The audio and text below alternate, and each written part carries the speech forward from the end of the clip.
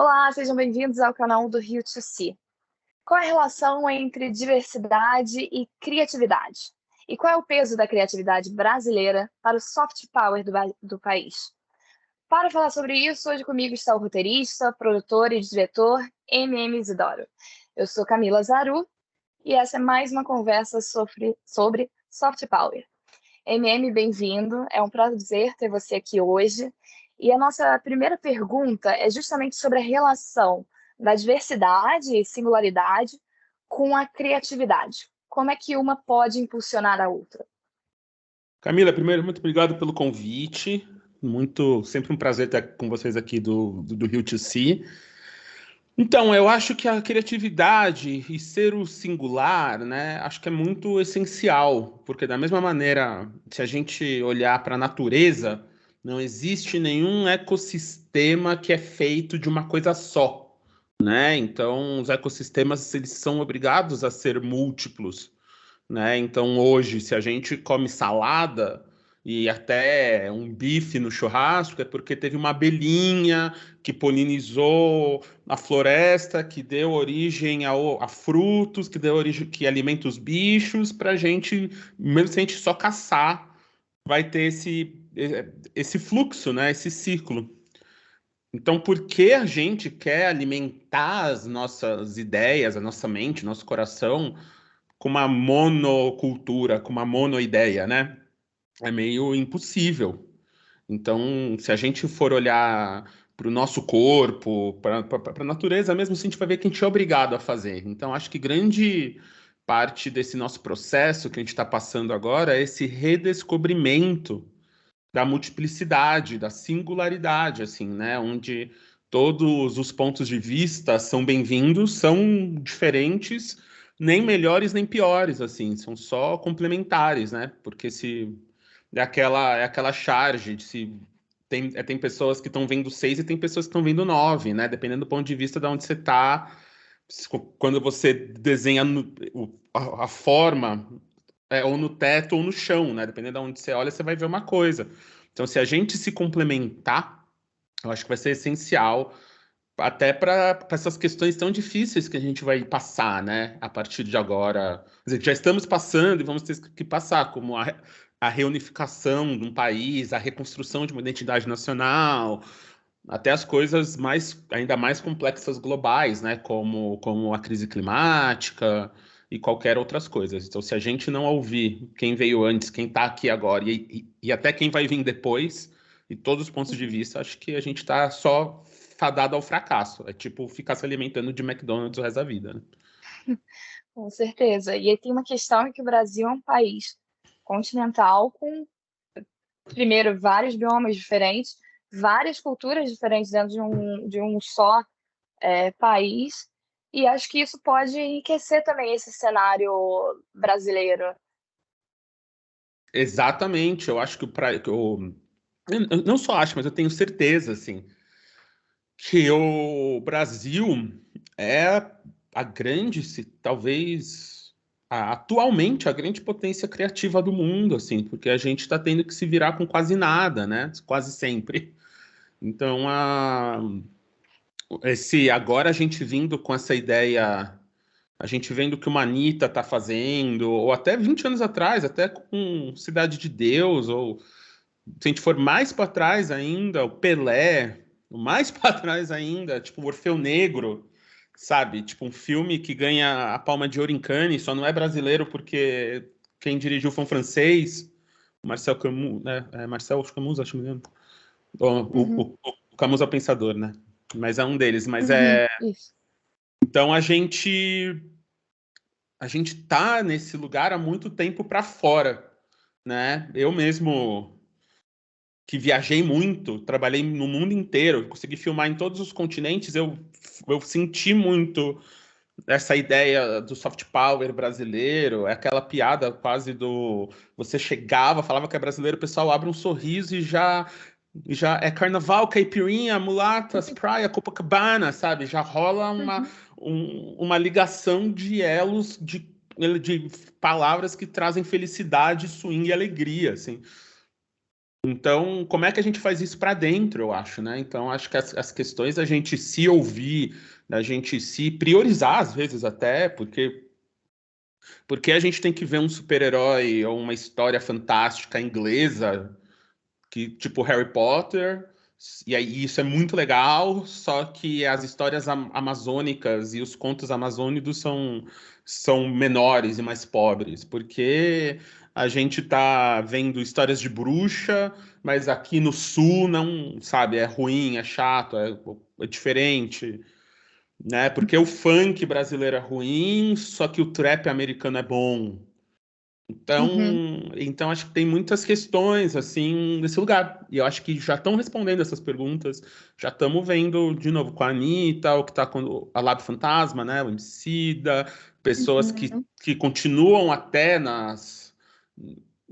que estão com sucesso comercial e sucesso de crítica, público nas suas produções, só que ainda se estão em alguma periferia, né?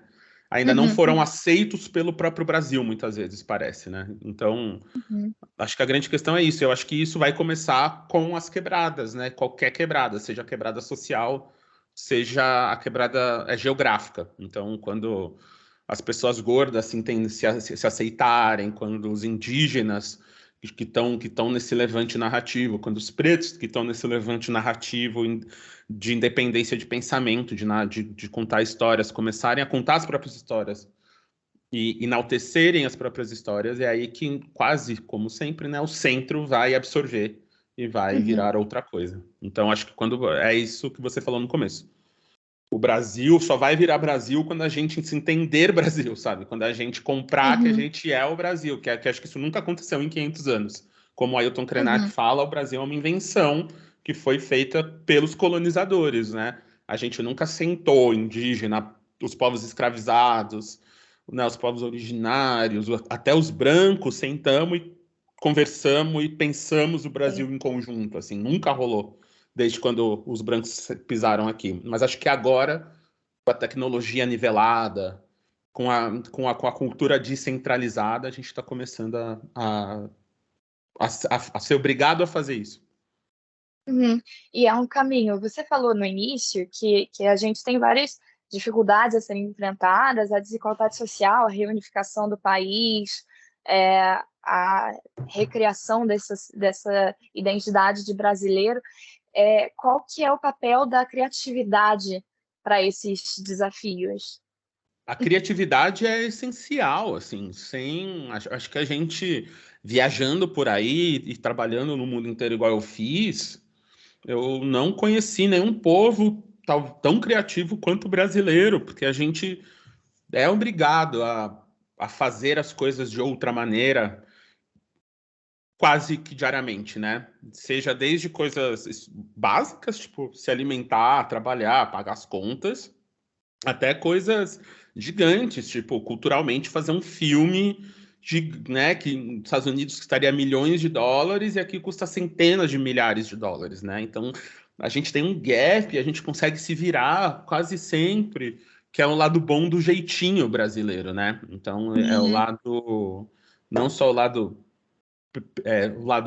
pejorativo da gente passar a perna em alguém, mas o lado da gente obter soluções mesmo. Então, como é que a uhum, gente faz isso? E então o povo brasileiro, de novo, é o mais criativo. Você vai em qualquer praia do Rio de Janeiro e você vê a galera, como os comerciantes se vendem, né? Um é vestido de sheik árabe para vender esfirra, quibe, o outro tem a própria sim, jingle e dancinha, o outro já tem um slogan. Você vai ver que, tipo, é marqueteiro raiz, sabe? Não fez nenhuma faculdade, não fez nenhum MBA, não leu nenhum livro do Seth Godin, sabe? Mas tá lá inventando e fazendo acontecer para esse empreendedorismo. Então, como é que a gente usa tudo isso para atacar esses problemas estruturais que a gente passa? E acho que isso, é contando outras histórias, ouvindo outras narrativas. Eu real acredito que a maioria dos uhum, problemas que a gente está passando são problemas causados pela falta de um sonho novo, de uma história nova. A gente fica contando a mesma história uhum, há muito tempo. E aí parece aquele videogame que a missão é sempre a mesma e só vai mudando a cor do personagem principal, né? A gente tá, então, primeiro era o homem branco, agora é o homem preto, daqui a pouco é a mulher branca, depois é a mulher preta, depois vem os indígenas. Só que a historinha, não importa quem estiver jogando, é a mesma. Então, como é que a gente traz essa galera para jogar um jogo novo, para inventar regras novas até para esse jogo que a gente está jogando, sabe? Acho que essa é a missão da criatividade nesse agora a curto prazo e a médio prazo, assim. E como é que as indústrias criativas podem fazer isso? Como a indústria criativa pode fazer para alavancar o soft power brasileiro e, como você bem falou, também fortalecer aqui dentro, internamente, para o Brasil? E o que é fundamental e ainda não está sendo feito? Então, eu acho que grande parte do que a gente tem que fazer é se ouvir mesmo. A gente, ainda mais ultimamente, né, por ser um mercado global e um mercado feito por, por capital estrangeiro, né, com os streamings, e ainda mais nesses últimos anos, com o desmonte da cultura no Brasil, né, e com todos os elementos de fomento que qualquer país europeu, até os países da América do Norte tem muito, a gente acha que não, né, de incentivos fiscais ou qualquer tipo de incentivo governamental para a produção cultural. A gente está vivendo um momento que eu chamo de extrativismo cultural, assim, onde vem essas empresas gigantes, jogam dinheiro na nossa cara para produção e é meio pelo direito da gente contar a história que a gente ia contar, sabe? É um negócio meio bizarro e a gente vende a nossa alma para isso, assim. A gente vende os 100% dos 100% daquela ideia, da história, dos direitos, meio de tudo, só para a gente ver produzido, sem saber, muitas vezes, tal qual já fizeram com os nossos ouro, prata, e animais, e madeiras, e terras, e corpos antes disso, que é isso que é o que vale, não o trabalho, né? Não é o trabalho de produzir.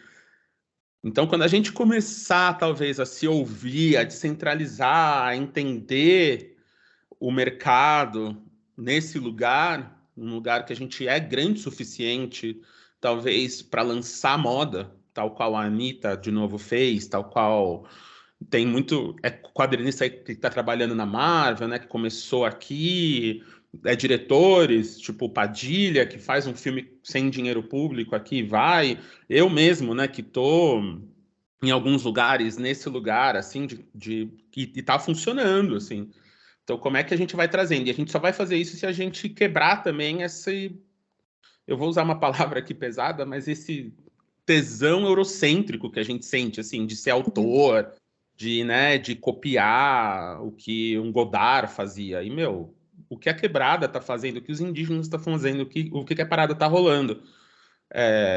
Então, quando a gente começar a trazer os indígenas para dentro, os pretos para dentro, as mulheres para dentro, os PCDs para dentro, os gordos para dentro, sabendo que vai ser difícil no primeiro momento, porque a galera não está treinada, não sabe, ainda é uma galera que está muito trabalhando numa militância ou num amadorismo, porque não teve oportunidade mesmo, mas vai ter um momento que eles vão entender, vai ter um momento que eles vão conseguir entregar um roteiro para um player grande, vão entender como contar uma história da melhor maneira, e aí vai ser uma história que só o Brasil pode contar, porque só o Brasil tem esse caldeirão que a gente tem. Então, quando a gente começar a fazer isso, a gente vai ser imparável, eu acho, porque como a gente falou antes aqui, é tanta cultura junto, diferentemente, geograficamente, se a gente vê, né? Se a gente vê os grandes países do mundo, eles são grandes para o lado. Então, você tem muitos lugares que são muito parecidos, e as culturas são muito parecidas, às vezes, de leste a oeste. Se você vê o Brasil, que a gente é grande para cima e para baixo, para o norte e para o sul, né? A gente é muito diferente, são países muito diferentes, então não dá para esperar que a mesma história contada no Rio Grande do Sul vai ser a mesma história contada no meio do Acre, ou no meio do Pará, ou no meio do Maranhão, sabe? Vão ser histórias muito diferentes, mesmo que a história for a mesma. Então, por que a gente não está focando nas diferenças para trazer essa parada igual, né? Que é a afetividade, que é essas conexões humanas. Então, Uhum. eu acho que quando a gente começar de verdade a apostar nisso e os players começarem a entender, e os players que eu digo, as produtoras também, né? Não só os players grandes, só quem tem o cheque, mas as produtoras começarem a entender e fomentar e trazer para dentro, não só preto, porque a gente foca muito na população preta, né?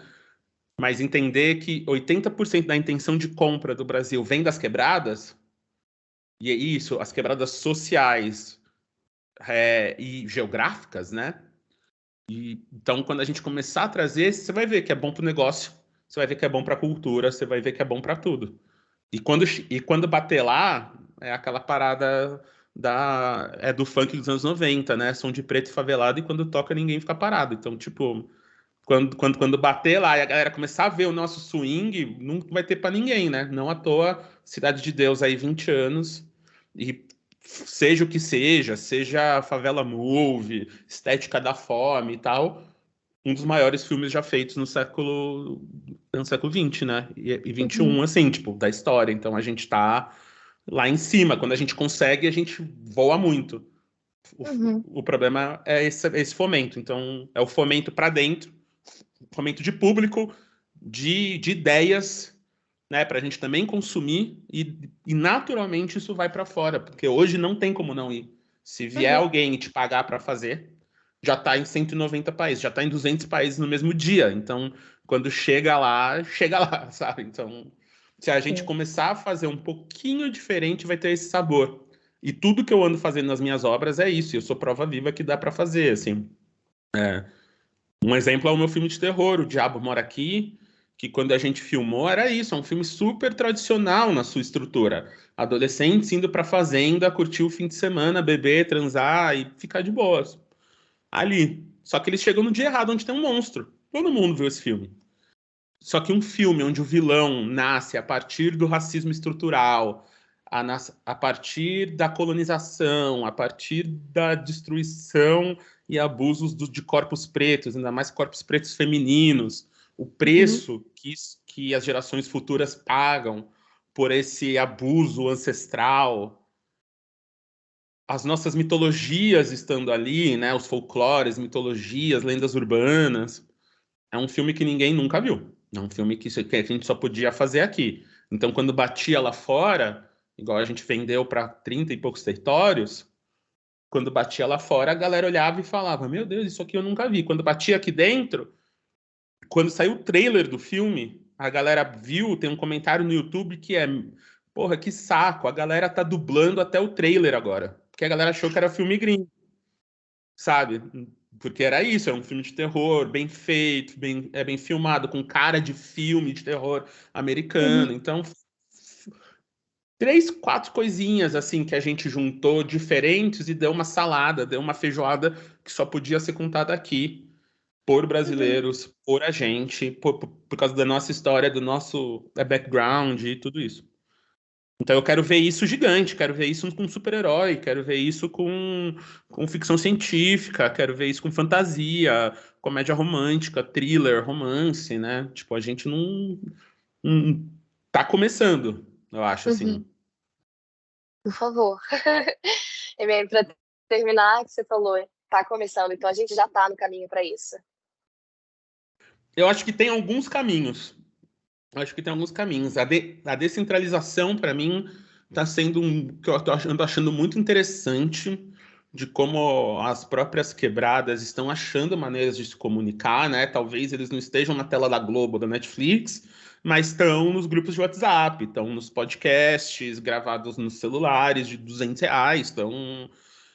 estão criando ali as suas HQs, né? Você vê esse movimento enorme de ilustradores pretos que estão pretas, né? Que estão desenhando e ilustrando as suas quebradas da própria maneira. Você tem autores indígenas, muito, tipo o João Nin, que é um jovem autor indígena da, do Nordeste, que está trazendo para o teatro, para a música, para outros lugares, as questões deles, e às vezes só tá falando de amor, mas tá falando de amor é do seu ponto de vista, é da sua cosmovisão. Então, essa descentralização para mim está sendo muito interessante. O problema está sendo esse, tá muito descentralizado, né? Também. Então, tá difícil de juntar e criar um movimento ou uma, sabe, tipo, é tipo a montanha-russa. Eu acho que a gente tá subindo, só que a gente ainda não tá para descer e sentir o frio na barriga. Não juntou essa energia ainda. Mas acho que tá rolando. Acho que a gente tá começando a ver alguns lugares. Eu falo por mim mesmo, assim, projetos que seriam impossíveis, histórias que seriam impossíveis de eu contar em players ou para o grande público 4 anos, 5 anos atrás. Eu vou contar agora. Vai ser anunciado logo depois que a gente gravou essa entrevista aqui. Então, eu ando muito.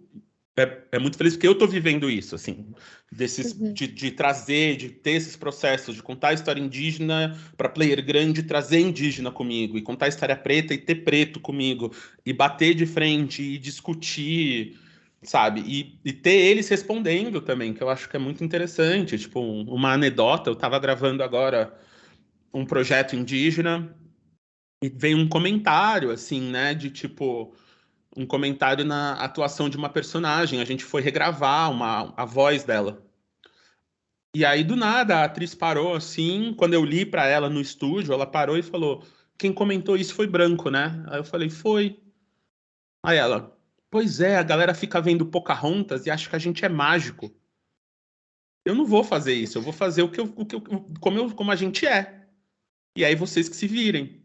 Eu falei: Nossa, mano, tipo, a gente nunca ouviria isso meses atrás, eu acho, sabe? Tipo, imagina agora. Então, a gente só aceitou. Então, acho que foi a melhor direção que eu já dei na vida, que foi é só dizer tá bom, tipo, tá bom, brilha aí, sabe? Faz aí, porque a gente tá aprendendo. Eu tô aprendendo, tá todo mundo aprendendo. Então, quando eles crescem e mostram como eles querem ser representados, como qualquer grupo, né, quer ser representado, como eles querem fazer, acho que é a melhor coisa. O problema é que ainda temos a indústria, né? Que é tipo, tem que lançar, tem que produzir, tem que fazer, é o episódio, tem a jornada do herói, tem os plot points para fazer, tem a grana de não sei o que, é, a grana de produção para cobrir aqui. Então, conforme a gente for inteirando os dois lados e traduzindo, que é o meu grande papel na indústria hoje, eu falo que é ser um tradutor, é ser um farol e ponte, é chamar atenção e mostrar para a galera que tem vários caminhos. Então, tipo, é ser um tradutor para os dois lados, assim, é uma via de mão dupla, é entender do mercado que vem e entender dessa galera que está em volta o que eles querem falar e ainda não sabe. Então, ó, galera, o player está dizendo isso desse jeito. Player, ó, a galera tá dizendo isso aqui. Como é que a gente acha esse meio de caminho? E tá super rolando. Então, quando tiver essa massa crítica, que eu acho que tá vindo, a gente vai ser imparável, assim, vai ser eu acho que acontece com o soft power brasileiro o que aconteceu com o soft power coreano, né? Tipo, é um país tão pequeno, só que eles colocam, é um país de 20 milhões de pessoas, eles conseguem colocar, tem filme que tem 10 milhões, mais de 10 milhões de espectadores, ingressos vendidos. Então eles colocam metade do país para ver um filme, né? No cinema, pagando ingresso. Imagina a gente se colocar se a gente colocar 1/5 do país, já é mais que a população da Coreia inteira, né? Então, como é que a gente vai construindo? E a gente acha que não está chegando lá, mas eu sempre falo, a maior bilheteria brasileira é um filme sobre um homem vestido de mulher, vestido de mãe, casando um filho gay. Então, né, fazendo um casamento gay masculino ali. Então, a gente acha que a gente não tá nesse soft power, mas a gente já chegou, a gente só não explorou, só não tem uma força contínua. Mas um país evangélico homofóbico, né, como o Brasil, e não tô falando que evangélicos são homofóbicos, tá? Tipo, são evangélicos barra, né, tipo, vírgula homofóbicos, Conservador. conservador e tal. A maior bilheteria brasileira é um filme com todas essas características. Inclusive, foi, se não me engano, a maior visualização do Telecine, do streaming esse ano. Então, um filme que está com uma cauda longa enorme. Então, o que que a gente pode fazer quando a gente estiver contando essas outras histórias para talvez cobrir esses buracos sociais que a gente tem? Mas não vai ser um documentário, Vai ser uma comédia, vai ser um filme de ação, vai ser um filme de super-herói, vai ser uma ficção científica espacial, uma ficção científica social, por que não? Né? Uhum. Então, são bem nesses lugares aí. Eu acho que tá, eu real acho que tá vindo. Estou botando muita fé na reconstrução da cultura a partir dos próximos governos que virão, né? A partir de janeiro, da gente mesmo de entender o poder do Brasil. Acho que a pandemia ajudou muito a gente a ficar para dentro, né? E querer e ver o que é importante para a gente ou não. Até o poder da Copa agora, né? Tipo, você vê essas imagens do Brasil fazendo gol, e aí que estava na internet agora, você vê essas imagens do mundo inteiro comemorando o Brasil, da Jamaica ao Paquistão, passando pela Índia ao Sudeste Asiático, ao continente africano, né? A gente tem um soft power que já é nosso, já está lá. Uhum. Eu mesmo já entrei em países africanos, quando fui filmar lá, fronteiras fechadas, porque eu era brasileiro. E a galera olhou para mim e falou: Você é do Brasil? Conhece o Ronaldo? Aí eu, pô, Ronaldo, meu primo, cara. Mandei uma ali por causa do jeitinho brasileiro, contei uma história, mano. Veio o capitão lá da torre de comando tirar foto comigo porque eu era primo do Ronaldo. E entrei quase com uma comitiva oficial do governo do país para me levar até o hotel. E assim, 5 minutos antes, os caras não queriam me dar o visto, porque eu era repórter, eu era cineasta e não podia, o ditador não deixava. Só que o Brasil liberou, sabe? Assim, quando viram um passaporte, viu que eu era do Brasil, o soft power fez toda a magia. É isso que eu quero de volta. E não para Olha, fora, é as nossas fronteiras internas, e quase sempre fronteiras de pensamento, fronteiras de culturas, né? Como é que a gente traz isso para a gente mesmo. fortalecer aqui dentro. MM, muito obrigada. Foi uma honra conversar contigo. Espero que a gente converse ainda mais. E o ano de 2023 promete muitas mudanças e muitas surpresas, principalmente para cá, para o Rio to See. Fiquem ligados no nosso site, nas nossas redes sociais. Os links estão aqui na descrição do vídeo. E antes de ir, assina aqui o nosso canal para não perder nenhuma novidade. MM, muito obrigada mais uma vez. Obrigado vocês, e estou muito ansioso já, tanto para 23 quanto o Rio to See, e brigadão pelo convite aí, gente. Até uma próxima. Um beijo. Até!